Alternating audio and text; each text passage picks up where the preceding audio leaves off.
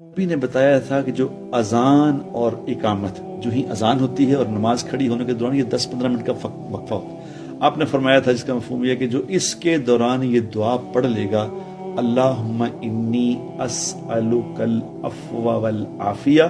فی الدنیا والآخرہ، جو 3 دفعہ اس دعا کو پڑھ لے گا اذان اور اقامت کے درمیان، اس کو 4 اللہ انعام دیں گے۔ پہلا انعام اس کو یہ ملے گا کہ اللہ تبارک و تعالیٰ اسے ایسی بیماری نہیں لگنے دے گا جس بیماری کی وجہ سے موت آ جائے،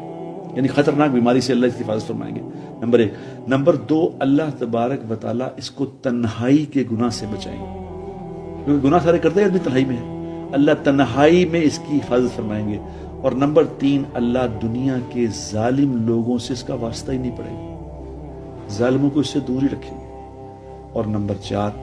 جو ہمارا سب سے بڑا پرابلم ہے، وہ اللہ تبارک و تعالیٰ